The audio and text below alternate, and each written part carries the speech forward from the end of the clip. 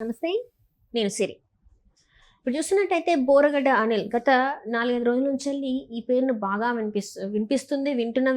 ఇతని గురించి చర్చిస్తున్నాం. బోరగడ్డ అనిల్ ఒక రౌడీ షీటర్. తన మీద అయితే కేస్ అంటే ఇప్పుడు ఒక రిమైండ్ ఖైదీలాగా రాజమహేంద్రవరం స్టేషన్‌లో అయితే తను ఉండడం జరిగింది. తన తల్లికి బాలేదని ఫేక్ సర్టిఫికేట్ కోర్టుకి ఇచ్చి తను మధ్యంతర బెయిల్ మీద బయటకొచ్చిన విషయం అందరికీ తెలిసిందే. అయితే ఇప్పుడు పోలీసుల దగ్గర బోరగడ్డ అనిల్ చేసిన అరాచకాలు అన్నీ ఇన్ని కావని చెప్పేసి వాళ్ళ విచారణ అయితే తెలిసిందే. ఇప్పుడు అవన్నీ కూడా వాళ్ళ దగ్గర ఉన్నాయి. మరి నెక్స్ట్ బోరగడ్డ అనిల్ పరిస్థితి ఏంటి? ఆయనని మరి ఏం చేసే అవకాశం ఉంది? ఆయన మీద ఎలాంటి శిక్షలు పడే అవకాశం ఉందనేది ఇప్పుడు ఒక చర్చనీయ అంశమైంది. సో దీనికి సంబంధించి మరిన్ని విషయాలు మనకు తెలియజేయడానికి ఈరోజు మనతో పాటు ఉన్నారు ప్రముఖ సీనియర్ జర్నలిస్ట్ దుర్గా కుమార్ గారు.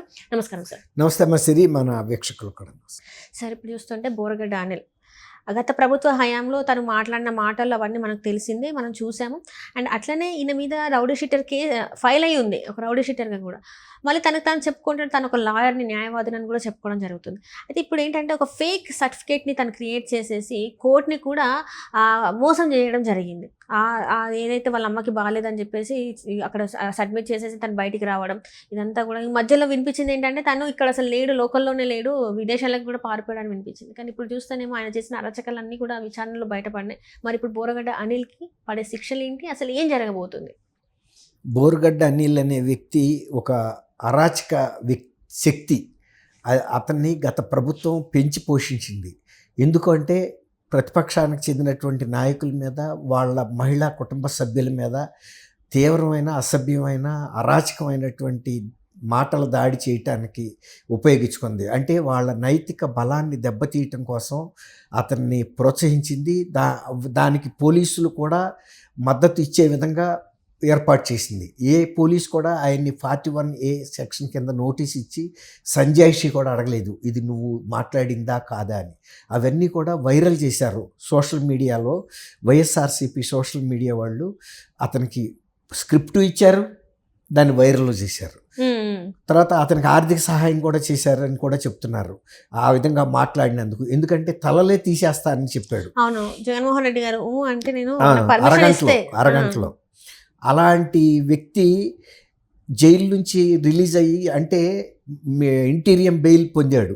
ఇంటీరియం బెయిల్ పొందినప్పుడు యాక్చువల్గా పోలీసులు దాన్ని అపోజ్ చేయాలి. ఎందుకంటే అతను చేసిన నేరాలు చాలా ఘోరమైనటువంటి నేరాలు ఉన్నాయి అతని మీద. తర్వాత ఎక్స్టార్షన్ అంటే బెదిరించి డబ్బులు కూడా వసూలు చేశాడు. ఒక కాలేజీ కరస్పాండెంట్ కూడా చెప్పాడు కొన్ని లక్షలు వసూలు చేశాడని. అట్లా అనేక మంది పోలీసులు ఫిర్యాదు చేశారు.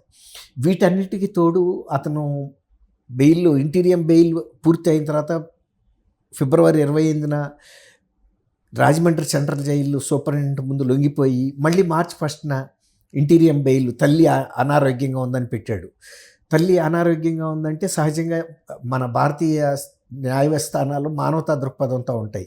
తల్లి సెంటిమెంట్ని ఉపయోగించాడు కాబట్టి అది నిజమా కాదా అని విచారణ చేయకుండానే ముందైతే ఇంకొక 11 రోజుల పాటు ఇచ్చారు. రేపుడితో ముగిసిపోతుంది. అయితే అతను మద్రాస్ అపోలో హాస్పిటల్లో తల్లి దగ్గర ఉండాలని నిన్న ఒక వీడియో విడుదల చేశాడు. తర్వాత అనంతపూర్ 4వ పోలీస్ స్టేషన్ ఎస్ఐ తన్ని టార్చర్ పెట్టాడని కూడా ఆరోపణ చేశాడు. ఇంకొకటి కూడా చెప్పడం ఏంటంటే, నా ప్రాణాలకు కానీ నా కుటుంబ సభ్యులకి ఏమన్నా అవుతే ముఖ్యమంత్రి గారు, లోకేష్ గారు, ఉప ముఖ్యమంత్రి లోకేష్ బాధ్యత వహించాలి. అదే వాళ్ళ తలలు తీస్తానన్న మనిషి నువ్వు. వాళ్ళ ప్రాణాలకు ప్రమాదం ఉందనుకుంటున్నారు జనం. బోరగడ్డ అనిల్ రిలీజ్ అయిన సంగతి చాలామంది ప్రభుత్వ విభాగాల్లో తెలీదు. అసలు పోలీస్ ఇంటెలిజెన్స్ కూడా తెలీదు. సోషల్ మీడియా, ఎలక్ట్రానిక్ మీడియా ఇంత యాక్టివ్గా ఉన్నప్పటికీ కూడా ఆ అంశం ఎక్కడ హైలైట్ కాలా.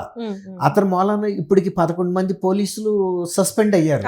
అతనికి బిర్యానీ పెట్టించి 7గురు సస్పెండ్ అయితే, గుంటూరు అరండాలపేట పోలీస్ స్టేషన్లో ఆయనకి సౌకర్యాలు కల్పించి సుఖవంతమైనటువంటి పడక ఏర్పాట్లో 4 అయ్యారు.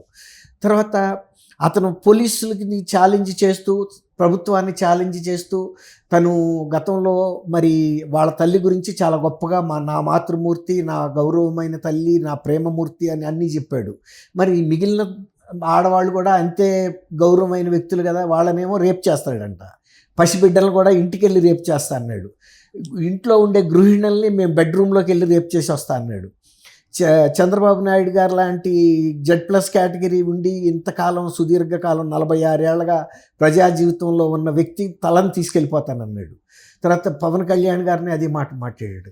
తర్వాత అంబేద్కర్ గారి నేను వారసుడిని అని చెప్తున్నాడు, ఆయన అభిమాని అని చెప్తున్నాడు. అంబేద్కర్ గారు ఇలాంటి రాజ్యాంగం ఇట్లాంటి మాటలు మాట్లాడమన్నాడా?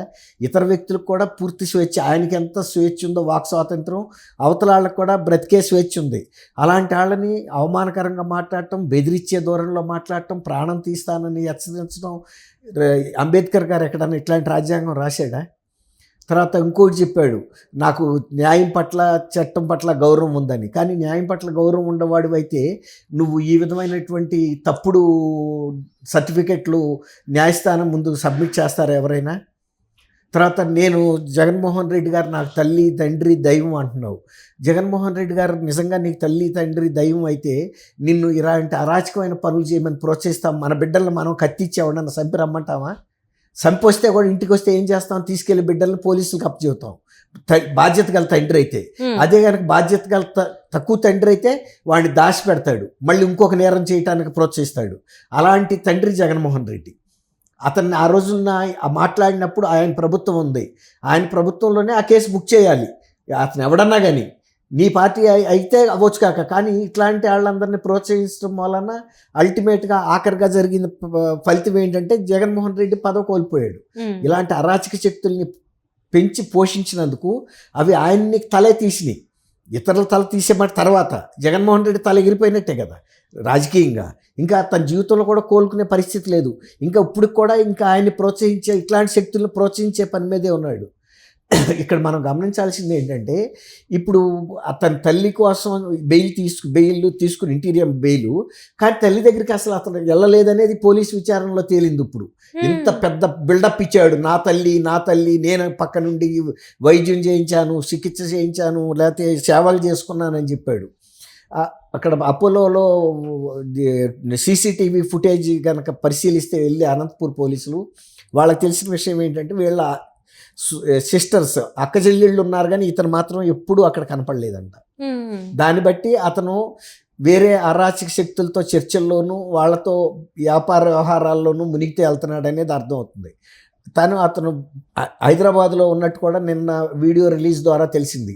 అతను కొన్ని డీల్స్ మాట్లాడుకుంటున్నాడని చెప్తున్నారు. ఈవెన్ రాజమండ్రి సెంట్రల్ జైల్లో ఉన్నప్పుడు కూడా అతను కొన్ని సెటిల్మెంట్లు ఫోన్లు ద్వారా సంభాషించాడనేది బయటకు వచ్చింది. అట్లాగే పోలీస్ కస్టడీ, జ్యుడిషియల్ కస్టడీలో ఉన్నప్పుడు ఆయన కుటుంబ సభ్యులు అనధికారికంగా వాళ్ళ మేనల్లుడు వీళ్ళందరూ వెళ్ళి కలిసినట్టు కూడా కొన్ని ఫోటోలు వీడియోలు కూడా బయటకు వచ్చినాయి. ఇప్పుడు అనంతపూర్ పోలీసులు ఇదే విషయాన్ని గుంటూరు పోలీసులకి తెలియజేశారు, ఇట్లా ఉంది పరిస్థితి అని. అలాగే గుంటూరు పోలీసులు వాళ్ళ నివేదికని అనంతపూర్ పోలీసులకి కోర్టుకి నివేదిస్తున్నారు. రేపు ఎట్టి పరిస్థితుల్లోనూ అతను మళ్ళీ సరెండర్ అవ్వాల్సిన పరిస్థితి ఉంది. ఒకవేళ బెయిల్ పిటిషన్ వేసినా కూడా ఆర్గ్యుమెంట్లు ఇది అయ్యేటప్పటికి నేను అనుకోవటం రేపు లోపల దీని మీద పోలీసులు బెయిల్ రద్దు చేయమని వేశారు, కానీ ఏకపక్షంగా రద్దు చేయరు. ఎవరైనా అవతల పార్టీకి కూడా అవకాశం ఇస్తారు. భారత న్యాయస్థానాల తీరు ఎలా ఉంటుందంటే, న్యాయం చేయటమే కాదు న్యాయం అమలు జరిగినట్టు చూపించాల్సిన బాధ్యత కూడా న్యాయ సూత్రాల్లో ఉంది. కాబట్టి వాళ్ళ కౌన్సిల్ని కూడా అడుగుతారు. ఇప్పుడు ప్రాసిక్యూషన్ వాళ్ళు మీ మీద ఇగో ఇట్లా పెట్టారు, మీరు అసలు అక్కడికి వెళ్ళలేదు, పూర్తిగా దుర్వినియోగం చేసుకున్నారు, ఒక ఫాల్స్ సర్టిఫికేట్ కూడా ప్రొడ్యూస్ చేశారని, ఫాల్స్ సర్టిఫికేట్ ప్రొడ్యూస్ చేశారని తెలిసినా కూడా అవతల వ్యక్తికి అవకాశం ఇస్తారు దాన్ని రుజువు చేసుకోవడానికి, ఇంకా నీ దగ్గర ఇంకా ఏమైనా ఆధారాలు ఉన్నాయా అని. కాబట్టి నేను అనుకోవటం ఇది రేపటి లోపల కూడా తేలే అవకాశం, ఇవాళే మర్చిపోయి, ఇవాళ ఎంత 11 కదా, 10 రేపుడుతో కూడా అయ్యే అవకాశం లేదు. రేపు బహుశా నేను అనుకోవటం పోలీసులు కూడా ఇతని మీద దృష్టి పెట్టారు, ఎందుకంటే పోలీసులకే ఒక ఛాలెంజ్ ఇచ్చినాడు. తర్వాత తన ప్రాణాలకి హాని ఉందనేది అనిల్ చెప్తున్న మాట వాస్తవం, కానీ అది చంద్రబాబు నాయుడు ద్వారానో పవన్ కళ్యాణ్ గారి ద్వారానో లేదు. జగన్మోహన్ రెడ్డి వాళ్ళ బాబాయిని రాజకీయ ప్రయోజనాల కోసం ఎలా ఉపయోగించుకున్నాడో ఇతను కూడా అలా ఉపయోగించుకునే అవకాశం ఉందనేది అతనికి అర్థమైంది, అతనికే అర్థమైంది, వాళ్ళ కుటుంబ సభ్యులకు కూడా అర్థమైంది. జగన్మోహన్ రెడ్డి కుటుంబ సభ్యులకు కూడా జగన్మోహన్ రెడ్డి స్వభావం అర్థమయ్యే విజయం గారి కిందటి ఎలక్షన్లో ఇక్కడ లేని కూడా లేదు. డాక్టర్ సునీతారెడ్డి గత ఎన్నికల్లో కూడా డాక్టర్ సునీతారెడ్డి, షర్మిల కూడా జగన్మోహన్ రెడ్డి వల్ల మాకు ప్రాణహాని ఉంది, ఇతన్ని ఓడించండి, మా ప్రాణాలు కాపాడండి, మిమ్మల్ని అర్థిస్తున్నామని కొంగు పట్టి అన్ని సభల్లో కూడా అడిగారు.